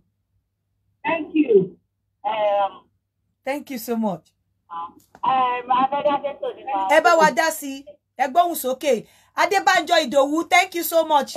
ID Noble. Okay, ma. Ó yẹ bá wa dá sí. Èyí láìkí tó máa ká ẹ̀jẹ̀ sókè. Ṣé wẹ́ẹ̀tì ni o? Tí ìgbà ìsìn wẹ́ẹ̀tì tó bá ká ẹ̀yẹ, màá máa sunkún ni. Ṣé yàn kúkúrú ni yín àbẹ́yàn gíga? Mídíọ̀mù ni mi ò ga jù mi ò lè kúrú jù. Okay, ẹ ṣé gan. Ẹ máa notice àwọn tí wọ́n ní wọ́n láìkọ́ máa kẹ́sẹ̀ wọn sókè. Ẹ rí pé wọ́n sọ pé gbogbo wọn náà sọ pé àwọn ò kì í ṣèyàn gíga. Mo ti ń pè mo wá ìdí. Oh, my Caris. Hello, ma. My Caris. Congratulations, ma. God bless you, my Caris. Báwo ni? Yes, ma. God bless you. Àwọn ọmọ mi ńkọ́. Agbára náà ipò tẹ wáyé ẹ lò pẹ́pẹ́pẹ́. Àmì Olódùmarè. More wins, inshallah. Àmì Olódùmarè. Thank you so much. Ní mọ́tà láì. Thank you so much. Thank you. Thank you so much. Ní mọ́tà láì Ìbẹ̀rà. Thank you. Hello. Èmi mo bá yín sọ̀rọ̀ lẹ́ẹ̀kan tẹ́ fi cut ẹ̀ off. Okay. ẹ̀rẹ̀ kó rere tí ṣe ń yọ ẹ̀ nígbà létí lọ́wọ́ lágbọ́rọ̀ Ọlọ́run. Àmín. Àṣejù ilẹ̀ máa ṣe lẹ́nu ẹ̀rọ jọ máa kó lórí program fún àwa máa ń ẹ̀jọ́ yín o. Mo ti gbọ́ mà. Ìgbélé tó ti dàrú ilẹ̀ bá wa tó o. Mo ti gbọ́ mà. Àìmọ̀ ikú àti ọpẹ́lọpẹ́ yín àtọpẹ́lọpẹ́ Ọlọ́run. Àmín mà, ẹ ṣé mà. Àdúrà yín a máa gbọ́ náà máa ràn yín náà lọ́wọ́. Àmín, God bless you ma. Bí ọ̀rọ̀ tí mò ń sọ lẹ́ẹ̀kan mo máa láìkì ẹ̀ tí mo bá dẹ̀ ti ń ké wọ́n ìjọ ẹ̀. Okay, ẹ ṣé mà. Hello. Hello, Sister Yinku. Ma. God bless you, sir. Ẹ ṣé sir. Sister Yinku. Sir. Èmi nìkan ni máa pè ní Sister Yinku o. Mi mọ̀, yes sir. Sister Yinku mo máa ń send message yìí. Oh, ẹ ṣé sir. Thank you, sir. Ṣèkìrí nǹkan tẹ̀ ń ṣe yìí, kò sẹ́ni tó lè ṣe bí ti, tó dà pé nǹkan tẹ láìkì ní passion ni. Ṣóyè yín. Bẹ́ẹ̀ni. Èmi á dẹ̀ bẹ̀ yín pé kò ṣe nǹkan tẹ lè sílẹ̀ bẹ́ẹ̀ yẹn. Kó sọ fún àwọn funfun yìí, iṣẹ́ tó bá láìkì lọ máa ń ṣe. Tẹ̀sí impact life àwọn èèyàn. Èmi believe pé yẹn náà lè yọ fi ń sin Ọlọ́run. Tó dẹ̀ fi lè máa mú yín láti máa get bí 80% right. Kí ló tún kù? Ṣóyè yín. Bẹ́ẹ̀ni. Èmi abẹ́ yìí ní ẹgbẹ̀ kan ẹjọ́ ẹ máa wá time fáwọn èèyàn torí kò séèyàn tẹ́lẹ̀ train kò sí ó ti wà passion ni ìkọ̀tẹ́ láìdí ni. Okay sir. tó yẹ yín ẹ̀bùn dẹni so ọlá àtúbọ̀ máa bá wa fún ní wisdom o tó yẹ yín àtọgbà tó yà sí protection tẹ̀dẹ̀ tún ní boldness láti come out láti máa ṣe ní program báyìí in fact mo tó á lè fún yín o. Ẹ ṣé sir. Thank you. In fact, mo lè jẹ́ 1,000 tuale fún yín. Oh my goodness. Yes sir. Ẹ̀yin èèyàn ṣé ká kúkú ṣe show yìí lọ́la. Maybe ká kúkú open line fún congratulatory message. Ká kúkú ṣe show yìí lọ́la because I don't think I'm going to be able to do this show. Honestly. Yemi, Minnesota. Hey, mo gbé o. I don't think I'll be able to call this show. Maybe hello, sister me. Hello. Congratulations ma ata fún ma lágbára lọ nínú yín máa dùn dálẹ̀ nínú yín máa dùn dálẹ̀ ní lágbára ẹ̀sìn máa ṣe rí nǹkan tó fẹ́ sọ fún yín ni pé ẹ bá fi iṣẹ́ yìí lẹ̀ àwọn tó máa kú máa pọ̀ àwọn èèyàn máa ṣe mọ̀ ni èmi gẹ́gẹ́ tó láìpù mi ṣe ẹ̀yin náà ẹ̀jẹ̀ máa kanra mọ́ ẹ̀yin náà ẹ̀jẹ̀ máa kanra rárá mọ́ àwọn ètò yín ẹjọ́ nítorí ọlọ́yin wá tàn fún wa ni ṣe ti gbọ́ bóyá wọ́n sì ní wá bóyá ẹ̀kan lọ́sẹ̀ láàárọ̀ ẹ kàn lè drop ẹ̀bẹ̀ 30 minutes tí màá gbọ́ program yín lọ́jọ́ kan tí màá check page yín lọ́jọ́ kan ní ilé wa òkè ó yẹ yín síta mi ní ilé wa òkè tó ẹjọ́ nítorí ọlọ́run ẹjọ́ ọlọ́run àti ọmọ. Àmín ó ní jẹ́ kí n ṣe show yìí. Hello sir. Hello, congratulations. God bless you. Ṣé àwọn èèyàn ṣì rí kíní congratulations? Àti sóríire o. Àmín o. Àsìkò tẹ́ gbà yìí ẹ̀ ní mọ̀ọ́fà ìdá o. Àmín Olódùmarè. Dáadáa lẹ máa mọ̀ sí ẹ máa fi lọ́mọ lọ́wọ́ o torí sẹ́tì ẹ̀ fi lọ́mọ lọ́wọ́ ni. Àmín. Àmín. Ṣùgbọ́n lórí prógráàmù yẹn má fi ilẹ̀ o ẹ jọ̀ọ́ bó jẹ́ ẹ̀kan lọ́sẹ̀. Ẹ jọ̀ọ́. Okay. Ẹ ti gbọ́ àwa ń gbádùn yín àdè máa ń wò yín dáadáa à ń gbádùn yín. Okay. All right, sir. You know what is going to happen because oda pe mi ni le ṣe ni le conclude kini onite kaso isoke yẹn mo le ni ẹ jẹ́ ká ṣe lọ́la I have a matchmaking lọ́la then matchmaking diaspora then ma de ṣe dídó obìnrin kíkàtọ̀ obìnrin sókè obìnrin sókè dó a parí ẹ̀ lọ́la because ẹ má jẹ́ kí n tàn yín wọ́n ní jẹ́ ká ṣe show yìí. Hello à ń gbọ́ yín o ẹ káàsán. Ẹ káàsán. Mo ń gbọ́ yín. Hello mo ń gbọ́ yín. Hello èmi ni mo bá yín sọ̀rọ̀ lórí WhatsApp ń sìn yín. Wípé ṣé ń gbọ́ mi mà mo bá yín lórí WhatsApp ẹ bẹ́ẹ̀ máa. Hello Adéyínká. Hello mo ń gbádùn yín. Ṣáyọ̀ mọ̀ pé iṣẹ́ mental health nurse lẹ́ ń ṣe lórí program yìí. Àwọn èèyàn tó ń pẹ́ ọdún fẹ́ kú nílé tọ́kẹ̀ sí ní psychiatrist lẹ́ ń gbàlẹ̀. Kẹ̀kẹ́ tí gba pin gan program yìí gan is for mental nurse. Oh, it's cut. Tomorrow time is going to be 6 o'clock. We're going to be doing Shabarikolo on you, according to you, in your own understanding, Shabariko lo le je matchmaking. So it's going to be for tomorrow, and I will do the concluding part of this cases. Okay. But di do obìnrin ní cases. Okay. Ṣé mọ̀ pé gbogbo àwọn tó sọ pé àwọn ń gbádùn ẹ̀. Rí àwọn pictures wọn láwọn àwọn ọ̀gá àwọn sanra. Ipe ẹkún táwọn bá ń sun ẹkún ayọ̀ ni. Àwọn tó láwọn ò gbádùn ẹ̀ wọ́n ga. Ẹkún tí wọ́n sun ẹkún make believe ni. So tó bá di lọ́la ní agbára Ọlọ́run, I think I will bring that together with matchmaking, because mi ní parọ́ fún yín, I'm not wọn ò ní jẹ́ ká ṣe kíní bó ṣe ń cut me off yẹn kò jẹ́ kí n really mọ nǹkan tí mo fẹ́ ṣe. But mo ṣe ń sọ̀rọ̀ lọ tó cut me off, wọn ò jẹ́ kí n concentrate. So tó bá di lọ́la, we'll be able to I will do the show. I will start my show tomorrow by 5 o'clock. Hey, pretty woman, you're so beautiful.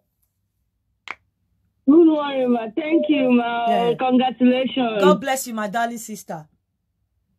Efficiently, I'm cute to show you. I enjoy it. God will continue to bless you, ma. Àmì Olódùmarè. Àmì. Ẹ ṣé gan. Because ẹ sọ pé ráyè pé wọlé mo ṣe pè yín fúnra mi. Yeah, mo ti máa ń try láti pè yín ti pẹ́, but mo wà fún mi ò kí n lọ lórí fóònù yín. Ẹ jẹ́ ká pàdé lọ́la. Kò kí n wọlé sórí fóònù. Ẹ jẹ́ ká pàdé lọ́la. Yeah. So, a pàdé, a máa ṣe, oh my God. Hello?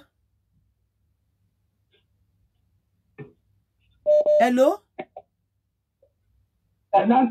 Hello, ma. Hello, Mercy. Yes, ma. Hello, Mercy. Hello, mo ń gbọ́ yín ma, ẹ káàsán ma, ṣàlàáfíà lẹ wà o. Àlàáfíà mo wà, congratulations o. Ẹ ṣé o ma. Congratulations o. Ẹ ṣé o ma. Big congratulations. Ẹ ṣé ma.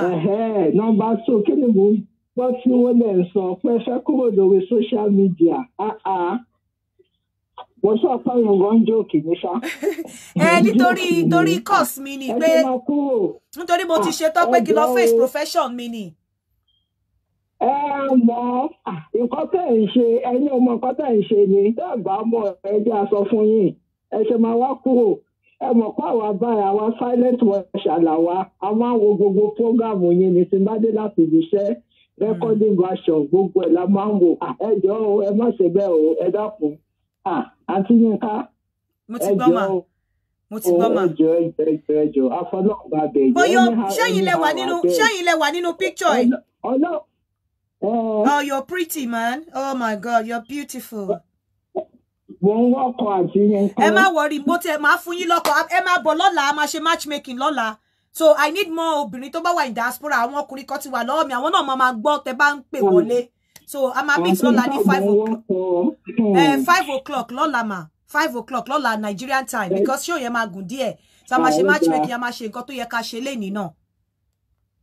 Ẹ dákun, mo ti lo vibrator, ó ti sú mi. Ní lo vibrator mọ́, ẹ má worry, tó bá dọ̀la. Ó ti sú mi, okay darling, okay. Ẹ má jẹ́ kí n tàn yín. Wọn ò ní jẹ́ kí n ṣe show yìí tán. I will do it tomorrow. Torí mo tẹ̀ ṣe wà gbogbo nǹkan tí mo tẹ̀ fẹ́ sọ gan ti sá kúrò lórí mi. Mi ì lè sọ̀rọ̀. Àwọn tí ò mọ̀ yín lọ bẹ̀ yín pé kẹ́ máa kú òun ọmọ pọ́rọ̀ òkú àtòbò ẹ̀ lè sílẹ̀. Ẹ wá lẹ fẹ́ kúrò ń bò lẹ́ ń lọ. Èyí tó yẹ pé téèyàn bá ń bá yín sọ̀rọ̀ ara èèyàn gan. Àárín méjì ẹ̀ tún ti bẹ̀rẹ̀ sí sọ̀rọ̀ òkú àtòbò ẹ̀ wà nọ́tà ń sọ̀rọ̀. Ẹsẹ̀kẹsẹ̀ ti bẹ̀rẹ̀ sí ní téèyàn bá ṣe sẹ́yìn báwo lẹ́yẹ bá ń fi ọ̀nà. Mo ní ọ̀sán lọ́rọ̀ tá à ń sọ ọ̀rọ̀ kó àtòbò lẹ́tún sọ kẹ́yìn lè ṣe kẹ́ má sọ ni. Ẹ jọ o láàrin nǹkan tẹ́ máa ṣe ni pé gbogbo àwọn tó ti ẹ̀ bẹ́ẹ̀ yìí lọ́sẹ̀ méjì yẹn wọn mọ nǹkan tó yẹ kó sọ ni. Lọ́jọ́ kan ẹ máa fún wa 1 hour. Kí ló dé? So everyday lèmi fẹ́ kẹ́ jáde ìsìn. Kí ló dé? Ẹ ní sùúrù. Everyday lẹ gbọ́dọ̀ máa jáde àṣẹtí mi pa nìyẹn. Àwọn ìyá mi nìyẹn o. Àwọn kátígórì àwọn làfúnkì nìyẹn àwọn ìyá mi Àyìnkẹ́ Gold. Tẹ́ bá gbọ́ Àyìnkẹ́ Gold, that's Àyìnkẹ́ Gold for life àwọn nìyẹn. Àwọn èèyàn yìí sẹ́yìn pọ́sẹ̀ méjì èmi ò bẹ̀ yín lọ́sẹ̀ méjì èmi wá fẹ́ pàṣẹ. Àwọn ìyá àwọn ìkẹ́kọ̀ọ́ nìyẹn. Gbọ́dọ̀ máa jáde. Àwọn ìyá mi nìyẹn. Ẹ máa fún wa 1 hour. Àwọn ìyá mi nìyẹn. Nítorí pé kí ni àwa kọ́ la fún yín lọ́wọ́ school o ṣùgbọ́n gbogbo ìgbà tẹ́ ẹ̀ kàwé fún school àwọn ọmọ yìí wà ń bẹ̀. So kò wá ní nísìnyí kẹ́ wá ní ẹ fẹ́ dà wá nù kó lẹ́ máa dá gbogbo wa sí. Ẹ̀yin ò mọ iye ọmọ tẹ godmother ẹ̀ ni. Ẹ̀yin ò mọ iye ọmọ tẹ godmother ẹ̀ ni ẹ̀ mọ iye ọmọ tẹ bí ni ẹ̀ mọ iye okó tẹ bí ẹ̀ mọ iye. Ẹ̀ mọ pé tí ìyàbá ti ń bára èèyàn sùn tó ti ń bímọ gbogbo ọmọ tó bí ń gbà yẹ. Bẹ́ẹ̀ ni èmi ni mo ní gbogbo wọn. Bẹ́ẹ̀ ni. So ibo la fẹ́ da gbogbo wa sí àtàwọn tá darúgbó àtàwọn tá kéré nù wọn àtàwọn tá jẹ́ bébì tó ṣẹ̀ṣẹ̀ bí báyìí máa wò yìí ibo lè fẹ́ da gbogbo wa sí. Ẹ má wọ ní gbogbo wa bí. Ẹ mọ̀ pé tẹ bá kúrò ẹ fẹ́ bírèkì so many ilé lẹ máa bírèkì. Ẹ má ṣe yẹn o ẹ jọ̀ọ́ ẹ má ṣe yẹn ẹ jọ̀ọ́ ẹ má ìyẹn ti pọ̀ jù ìgbà wo lẹ́rọ yẹn náà. Mo sùn kò pé táwa. Ẹ jẹ́ kí gbé kọ̀ bí àìkẹ́kọ̀ọ́. Ẹ jẹ́ gbé kọ̀ bí. Ẹ má worry. Your Yinka is here with you. Mo wá ń bí mo kàn ní kí n guys ẹ̀ up ni. Hello. Hello Yami, mo gbádùn yín. God bless you my darling sister. Yeah. Yes ma. Ṣé èmi máa ń gbádùn kọ́ka ẹ̀sẹ̀ mi sókè. Torí mo ga mi ìfúnpẹ̀ ìsọ̀rọ̀ tó pọ̀. Ẹ mọ nǹkan mà, ẹ jẹ́ ká ṣe show yẹn, ẹ jẹ́ ká ìyá mi, ẹ jẹ́ ká continue ẹ̀ lọ́la because people àwọn èèyàn wà happy fún mi so wọ́n pọ̀ pé wọlé láti kí mi for now. Ọ̀la aṣọ ti kíká sókè yẹn and tomorrow we are going to be talking about bá ṣe ń prepare oko àwa winter la wà yìí. This is this oko season. Gbogbo ẹ̀yin ìyàwó ilé oko season rèé. Gbogbo ẹ̀yin ọkọ lé òbò season lélẹ́yìí torí winter òtútù àsìkò tí idán máa ń ré pépé àsìkò tí idán máa ń wá oko lélẹ́yìí so ìwọ tó ò tí ì jẹun kánú lọ jẹun kánú kó túra ẹ ṣe dáadáa àsìkò yìí wọ́n ń sọ fóbìnrin pé no àsìkò yìí wọ́n ń sọ fọ́kùnrin pé no so tó bá ti di ọ̀la ní agbára Ọlọ́run I'll continue with the show of Kika Sokoke. Hello. Hello, Kika, congratulations. Kí ló dé kí n lè sọ̀rọ̀ síta náà kí ló dé ṣe wà lórí òbò ni. No, you're talking. Mo wà ó. Mo fẹ́ kó fẹ́ kiri ná lórí gbogbo kọ́ọ̀ tẹ́lifẹ̀ sí ẹ̀ tẹ́lẹ̀ ṣe tán ẹ̀. Ẹ̀sìkò tó púrọ̀mù tẹ̀ ń ṣe yìí láwọn tó máa pèlú lọ́tún lọ́sì tá a máa response wọn pẹ̀lú méjì fẹ́ máa ẹ̀mí ọdún mọ́ kílé bá ọ. Ẹ fẹ́ mọ nǹkan tí mo go through olóṣè ara máa ṣe ń kan mí ó lára ṣe bá ń kan mí kò yí sí man. Mo yìí gan mo yìí ọkùnrin gidi ọkùnrin ní ilé ẹ̀kí tí obìnrin ẹ̀ ní nǹkan ẹ gbìyànjú mo yìí gan congratulations. Ẹ ṣé gan ẹ ṣé gan God bless you thank you so much ẹ ṣé gan. Ẹ̀yin fans mi all over the world ẹ ṣé mo dúpẹ́. Thanks for the love. Thanks for the care. Mo in fact, ìgbà mi ẹ máa move mi kí máa ké mo dúpẹ́ púpọ̀ lọ́wọ́ yín. I am not taking any of you for granted. Ìgbà mi mo lè kanra or anything. I love you because I know igi kò kí ń dágbó ṣe. I know without you guys there can't be Yinka TNT. You made me. Ẹ̀yin lẹ mọ̀ mí, ẹ̀yin lẹ make me.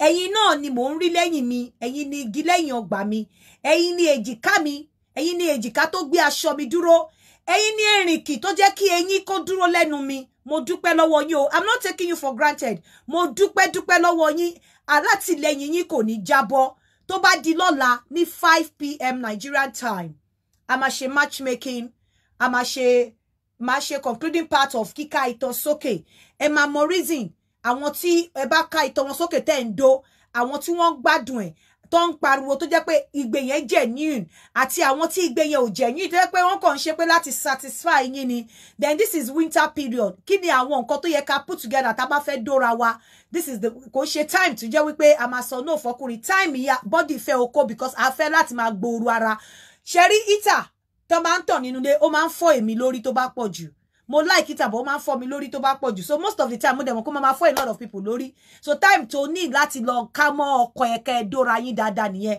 àwọn àǹfààní tó wà nínú pé ká gboru ara ká dóra wa even ká má tiẹ̀ dóra wa ká gboru ara ká embrace ara wa àwọn àǹfààní tó wà ń bẹ a máa discuss ẹ̀ lọ́la a dẹ̀ máa ṣe matchmaking lọ́la ẹ má gbàgbé rules wa when you are calling into the show láti fi orúkọ ẹlẹ́ fún matchmaking most time bóyá ọ̀la gan máa ní 2 phones ìwọ ọkùnrin tó bá ti like obìnrin kan tó pè ẹsẹ̀kẹsẹ̀ ni màá máa mú yín fúnra yín màá pè yín wọlé lórí WhatsApp ẹsẹ̀kẹsẹ̀ ni màá máa mú yín fúnra yín ẹ dẹ̀ máa jọ ríra yín lórí WhatsApp àwọn èèyàn máa gbóhùn yín but ẹ̀yin náà máa gbóhùn ara yín mi ní gbé sí fídíò so a kì í dárúkọ lórí ètò mi tó bá ń jẹ́ Kúnlé òbó Kúnlé tó bá ń jẹ́ Dayọ̀ okó Dayọ̀ ẹ̀pọ̀n gbé mi ró fùrọ́ ṣe mí lógo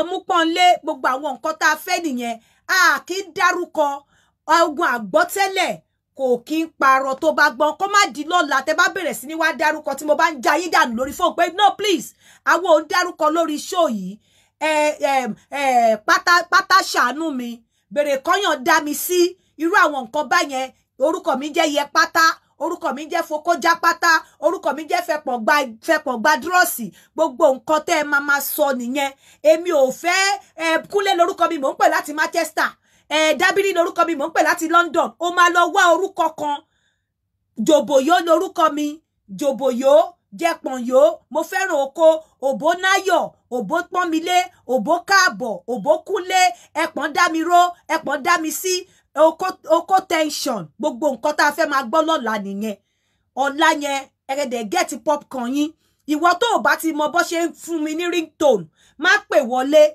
torí kó o tó ní kí n bẹ́ẹ̀ wọ́kùnrin wàá sọ ringtone fún mi tó o bá ti mọ kọ́lọ̀ omi òbò má pè wọlé tó o bá ti lè lá òbò má pè wọlé tó o bá ti mọ kó mu má pè wọlé tó o bá ti mọ ọ̀nà mẹ́ta tí o kó pín sí ọ̀nà mẹ́ta ló kó pín sí ọ̀nà tó wà èyí tó wà very sensitive èyí tó wà mid sensitive àti tó wà less sensitive so ọ̀nà mẹ́ta tí o kó pín sí tó o bá ti mọ ọ̀nà mẹ́ta o kó ìgbàlà o kó gbàmílà ọ̀nà mẹ́ta tó kó pín sí tó o bá ti mọ̀ má pè wọlé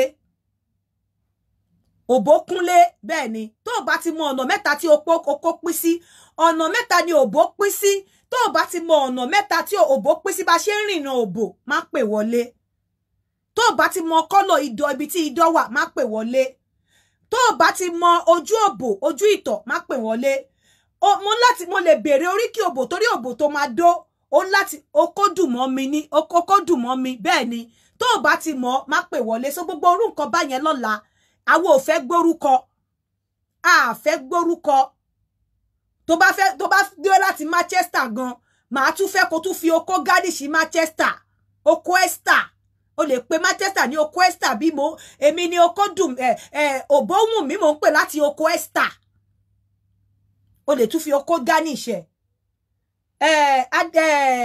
ẹpọ̀n yí mi ká mò ń pè láti òbò London ó ṣe òbò London ó ṣáà garnish ẹ bá mi fi ẹpọ̀n fàdíya ẹpọ̀n romi irú àwọn orúkọ bẹ́ẹ̀ yẹn ẹ má wàá dárúkọ yín bí by 5 p.m. ní ọ̀la 5 p.m. ní ọ̀la ni show yẹn a máa ṣe matchmaking that will be the matchmaking I'm doing for the month tí máa ṣe lórí show a dẹ̀ máa sọ̀rọ̀ nípa kíkó ẹ̀kọ́ sókè àti kíkó ẹsẹ̀ obìnrin sókè dò èwo ni ariwo ìdùnnú èwo ni ariwo ìrora ẹ jẹ́ kí n máa fi ìsìn ṣe àlọ ẹ rí pé mi ò lè ṣe àwọn èèyàn kàn ń kí mi mo dúpẹ́ lọ́wọ́ yín gbogbo ẹ̀yin tẹ́ bá mi yọ̀ nǹkan ayọ̀ ò ní tán nílé yín o I'm just like an inspiration to others wípé ẹ wò kò sí nǹkan téèyàn ò lè achieve láyé kó má ti bẹ̀rẹ̀ ni tó bá ti bẹ̀rẹ̀ tó fọkàn sí wàá mọ̀ wípé wàá dé ilẹ̀ ìlérí mo dúpẹ́ lọ́wọ́ Ọlọ́run pé Ọlọ́run jẹ́ kí ìlú yìí mo pẹ́ kí tó dé ìlú yìí ṣùgbọ́n Ọlọ́run fi ìlú yìí gbè mí ó tẹ́lẹ̀ ìlú yìí fún mi ó dẹ̀ jẹ́ kí n rí ire ìlú yìí gbè mí ó gbè mí mo dúpẹ́ lọ́wọ́ Ọlọ́run ẹ jẹ́ máa fi ìsìn ṣe àlọ ó dàbọ̀ bye for now.